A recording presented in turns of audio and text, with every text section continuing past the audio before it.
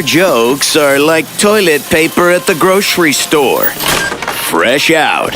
Not funny. This is the Alan Cox Show on 100.7 WMMS.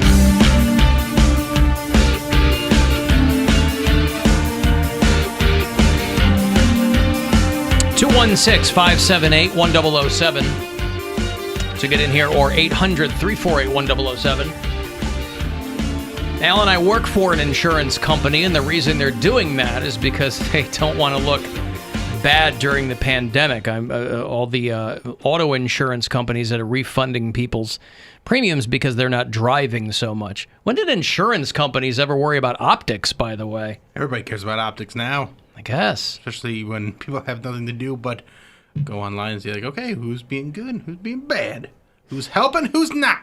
Call people out. Because any company that's like, who was it? Some gym was still charging people for their membership fees, and they got blown up all over the internet. I think it's like 24-hour fitness or something like that. Oh, yeah? Yeah.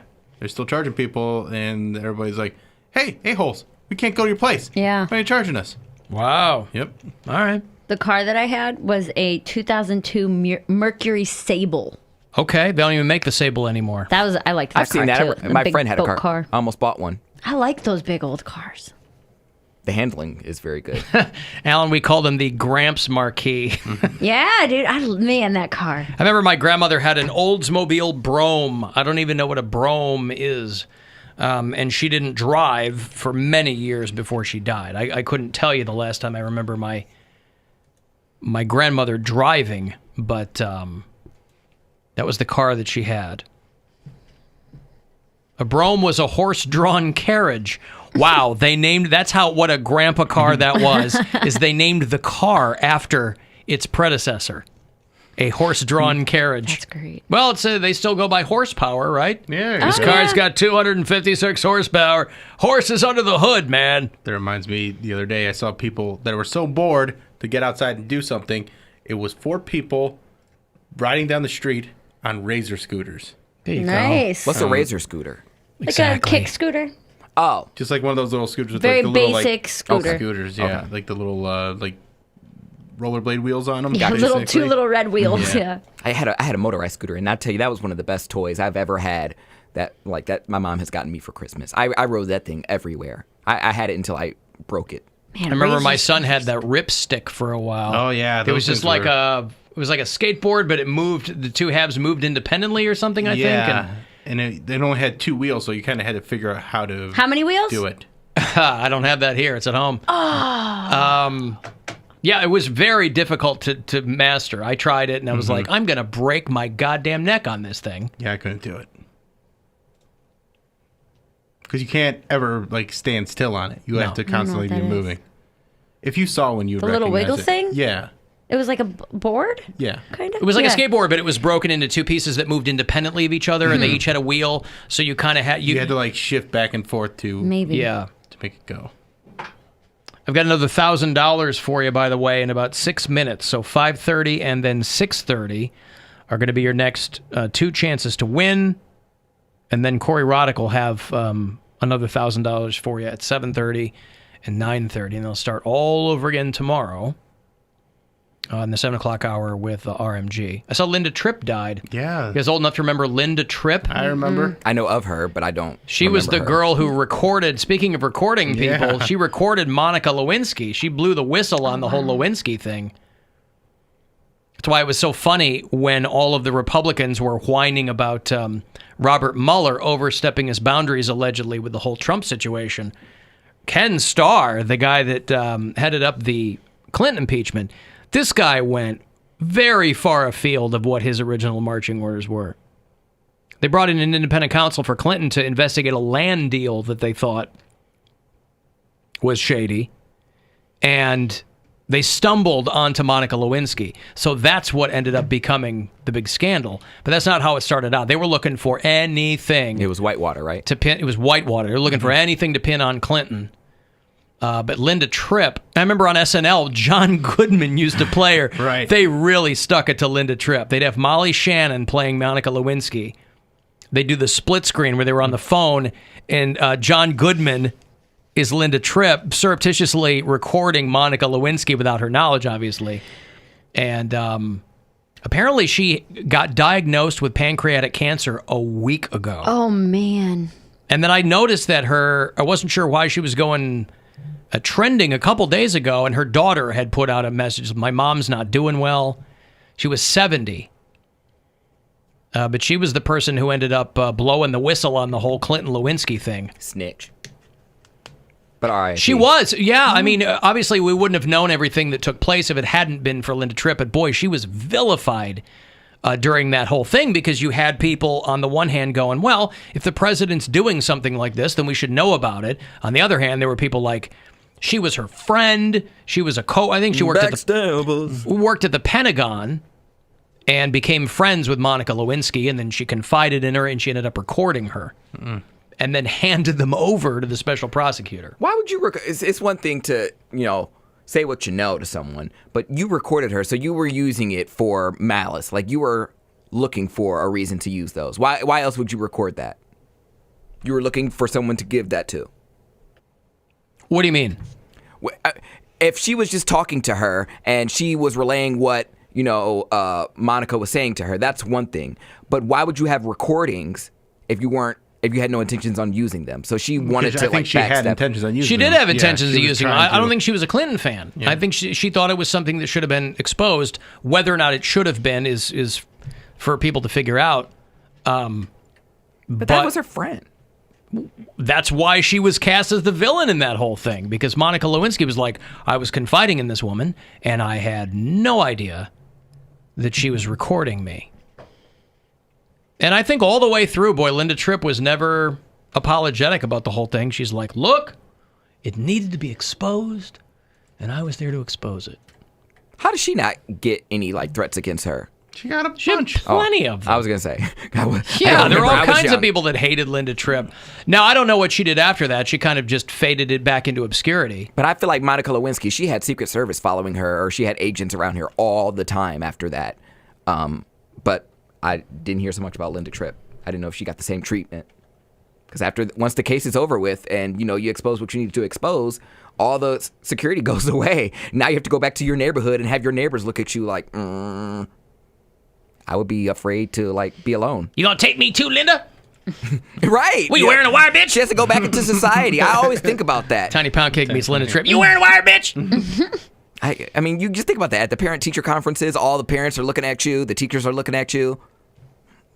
Well, it was definitely a precursor to the whole Me Too thing. Because I think at the time, even then, Linda Tripp was like, look, this girl's an intern, and he's the president of the United States. But if it was consensual.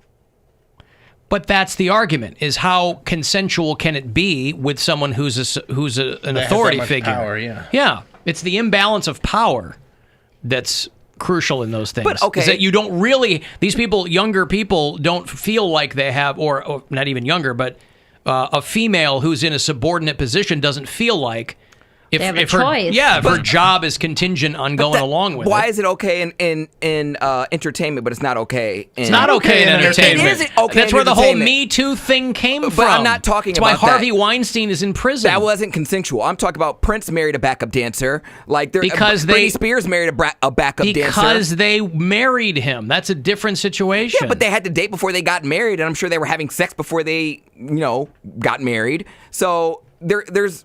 It just depends. Well, first of all, Prince wasn't the president of the United States. Right. And That's what I'm saying. Much and to a my married chagrin. man. Yeah, right. And it was someone that was, 30 years older, 25 years older than Something like that, her? yeah. Considerably older. The situation is skeezy. It's not like Bill Clinton was a single guy that's like, you know what? I really took a liking to this Monica Lewinsky girl. I would like to date her. No, he was a married guy even if he that did, was inviting.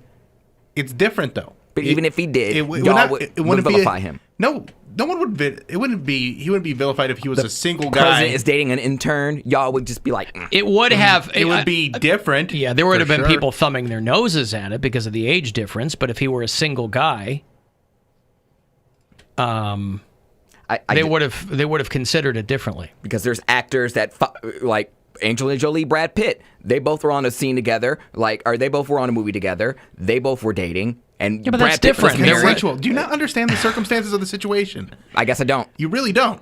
Then what are you saying, Bill?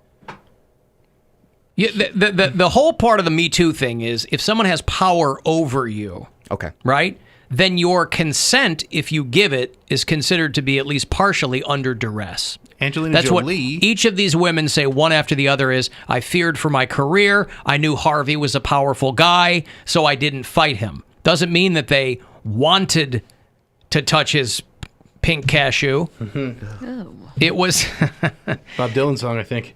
yeah, touch my pink cashew. And he was the president of the United States. There's just different rules that apply, by the way. And if Prince married one of his backup dancers, He did. who was that? Her name was Mai Tai or something like that. Yeah, they had a Mai kid Tai. that died, right? Mm-hmm. Yep, sure did. Now, Well, I know anyway. this isn't a good example, but R. Kelly also married one of his backup dancers. She did. Yeah. But it happened. Backup dancers fool around with the artists all the time. But that's different than fooling around getting married. You know what I mean? Those people But are in not a all of them get married. relationship. Not all of them get married. Some of them are just on the road. You're in a tour bus and you're horny and you want to bang. Yeah, but that's not the same situation as someone being like, "Hey, I'll help your career," or you're in a position where you feel like if I don't sleep with Prince on this tour bus on the road, he's going to kick me off the tour, which it might have been, but Okay. And again, there was never any indication that Monica Lewinsky put up a fight. right. I think she always said that it was consensual. It's just of the situation was considered. Anyway, Linda Tripp was Optics of it, instrumental yeah. in that whole thing. And But she also said that she was in love with him, right? I feel like she said that she was like... she probably did because she was She was- 21 and yeah. he was the leader of the free world. Yeah, I mean, so that's I one of feel those like things where it's like, And he's a cool guy. hey, cool guy. Hey, He man. was played the saxophone. sax, you Yeah. know? He played the sax. He did. Like Blind Lemon Johnson, right? I mean, who's the guy? Who's the sax player on The Simpsons? Bleeding Gums Bleeding Murphy. Gums Murphy. Blind Lemon. What's Blind Lemon Johnson from? don't know what That's that from is. something, isn't it?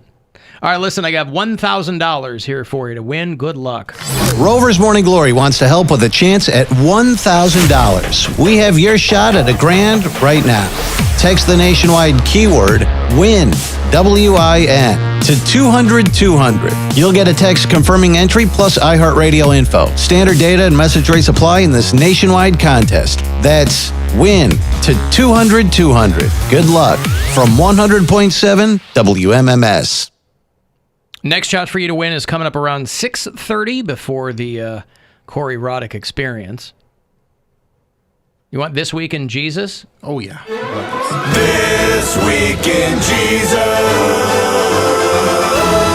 Jesus. Pat Robertson over there, the thing that he does, the 700 Club, is basically saying, hey, don't be a pussy with this whole COVID-19 Jesus, thing. these guys. You know, if one of these guys said, ignore what they're saying, come to church, don't worry about sending me money, that would be a different thing. We genuinely think that you should be able to worship with us in our house of worship. If you feel compelled to defy whatever the state order is, then you do that. Don't worry about your money. They don't do that. It's always like, you still got to tithe. Yeah, gotta pay that tithe. Even if you're not making any money, you got to tithe. Pat Robertson's take is that real church people don't get scared around a virus. Now, this guy's 114 years old by the looks of it. If anybody should be scared, you'd think it'd be this guy. But he can't go. You got to think when the cameras are off, he's got a mask on. Mm-hmm. He's in some scrubs or something. They just have like Lysol just sprayed down from the rafters. Yeah. I picture him in like the things that they put on their feet to come do your internet. You know, those little The like booties? blue, yeah, those Static little blue booties? Yeah, right. He's in an iron lung. You roll him off after the show. I want to blow a trumpet right now for the church. I think it's time. Do you realize what's happened? This is an inert virus, and we have cowered before this inert virus. It has destroyed our economy, It is Where is he getting the idea that's an inert virus? What does that mean to him? nerd. It's a nerd. It's only Nerd people virus, who are nerds yeah. are listening to it. It's a nerd virus. Hey, I'm COVID-19. All right. Did I do that? It's like pushing its glasses up. Actually, panic into our entire population. It's disrupting all of our way of living, and it is closing the churches of Jesus Christ, and people are not able to go and worship together in the You think these guys would go, Jesus is more powerful than any of this stuff, so why worry about coming to church? Jesus is all powerful. He will find you in your home and heal you. But Jesus doesn't have Wi-Fi. Oh. He can only go to churches. You can't, and you have to re-up. You can carry them in your heart, but it fades. That's why you got to go back every week and give them the money and all that stuff because it kind of drips out of you. So you got to re-up your drips Jesus. out of you. You got to re-up your Jesus. You leak it. A good old drip. I like a good Leaking drip. that Jesus. their churches because of this bug. And I think it's time for the church to go on the attack. Instead of just cowering in our cars and in our social distancing, I think it's time that we stand up and... Cowering in our cars? Is that what he said? Yeah. Mm-hmm. Cowering in our cars. Bill was cowering in his car eating lunch yesterday. Cowering the same. is shame eating. Shame eating in his car. speak the word of God and command that thing to leave us. We have authority in the name of Jesus Christ as his servants. Hey, listen, by the way, how do you have authority as someone's servant? That seems counterintuitive. Okay, whatever. I hope he doesn't want to. Never mind. I hope he doesn't spit like that other guy did the other day. Oh yeah, Kenneth Copeland. Kenneth He's worth Copeland. He was almost was $1 billion. Blowing it away. It wasn't He's worth spitting. $1 billion. He's worth like 750. Because they don't pay taxes. Oh my God! I did. You'd be worth $1 billion too if you didn't pay any man. taxes. Well, then why do they need more money? And the Bible They says, don't need They more don't money. need They more. They want more. money. They're greedy. if We're my con people artists. who are called by my name will humble themselves and pray and seek my face and turn from their wicked ways, then I'll hear their prayer and forgive their sin and heal their land. And I believe it's time that we speak out boldly and in all the churches. Anyway, I don't know what the hell he's saying at this point. Is speak Ebola or I don't know what. Here's one of the issues I take with it is that one of the like obeying the law of man is something that's taught in the Bible. They're like, hey, you have to be a good citizen too. Like you have to do what the government tells Render you to do. unto Caesar what is Caesar's. Well, yeah, it's like that's why. I mean, I've gotten into this argument with my brother before because he has a lead foot, and so I'll throw that in his face. I'm like, you get speeding tickets, you're breaking the law. How's it any different than breaking Jesus' law? Like this is the government telling you, hey, don't do things, and then in the Bible it says, listen to the government. Like, Because a lot of religious people couldn't give a fat frog's ass Yeah. about the Bible. They want to be in direct contrast. They're not into society that much. They're it's not all really about into. them. Yeah. They're not into the societal fabric. It is and I have whatever they authority. want first, because it's the same thing where they're like, oh, I don't want the government to tell me what to do. I want to be able to have my freedom to worship. But then they go, well, the government should regulate women's bodies and you shouldn't be able to get abortions. There should be prayer in school. So the separation of church and state isn't important to them at all. It's only what they want. And all It's the all selective. All It's the very good hypocritical. stuff's coming after this life. So they don't care about this one. They're like, I can't that's- wait till this is over because that's- all the good stuff's coming later. That's what they preach to their followers. But these guys, like, what's Well, yeah, they got to live it up they- here. Pat Robertson and Kenneth Copeland, they know that they can bilk these people out of their money and then they can keep living this extravagant life that they live. There's a guy in Louisiana who was talking to TMZ, those godless liberal heathens. Anyway, this guy in Louisiana, he said his parishioners would rather die from COVID-19 than stop going to church. Ugh. This guy's the leader of the Life Tabernacle Church in Baton Rouge, Louisiana. Nah, it's fine. He said, true Christians don't mind dying from it. Oh. Well, I don't think he's wrong. Like I No, said, that's- the life after is the great stuff. You get your own cloud. You're Well, you wearing talk- white. I think it was you guys joked with Poundcake earlier about God's plan or God's will. I mean, that's what they believe. Let your will be done. I'm still gonna come worship, and if it's on your will for me and my family to die, then that's what it is. Which, if it's just you, I don't have a problem with that. Just you. But it's when you Spread to go other back people. to somebody else. Yeah. Whatever you want to do for you, I don't have any problem with. But you don't live in the world by yourself. You don't exist in a vacuum as much as you might want. I mean, if there are these people who are living off in the back 40 somewhere, doing their own thing, and or each other, that's your business. It's like the guy that stopped that woman in, she's like, I'm covered in Jesus' blood. I can't get, he's like, yeah, but what about all the people that you run into? I can't get sick. No, what about all the other people? I don't know about them. I can't get sick. Mm-hmm. So she's like, yeah, you might as well just say, I don't care about other people. Exactly. Percentage is, what would you say if in the future one of your parishioners did die of coronavirus having come to one of your services? Would you say feel like you have blood in your hands or not? No, yea, though we walk through the valley of the shadow of death, we will fear no evil, for God is with us. It's not evil. Then he said, fear not, for I am with you. And then the Bible teaches us to Oh, well, anyway, so he's going off. This is not a sin situation. This is public safety because viruses will spread through air. Oh my God. Anyway, so this guy says we're still people. holding Easter Sunday services, and so, and it's not like these guys believe in science. So it's not. None of this is shocking. It's unfortunate because you're like you feel like at the very least you would be able to somehow appeal to them and go, hey man, we're trying to kind of we're trying to live. You want everybody to live together in peace. Great way to do it is to consider other people's health. Right. But that doesn't seem to... So anyway, they're at the scumbags. Life Tabernacle Church in Louisiana. He's getting protests and everything or whatever. But, so we'll see what happens after Sunday services with those cats. This Week in Jesus. All right, I got a break. If you want to get a text into me, 35192, AlanCoxShow.com. We've got Poundcake's new Poundcake there. The Alan Cox Show bingo cards, this week's Instagram hotties, and you can watch live there. And, of course, listen anywhere on the iHeartRadio app. The Alan Cox Show on 100.7 WMMS. And everywhere you go on our free iHeartRadio app.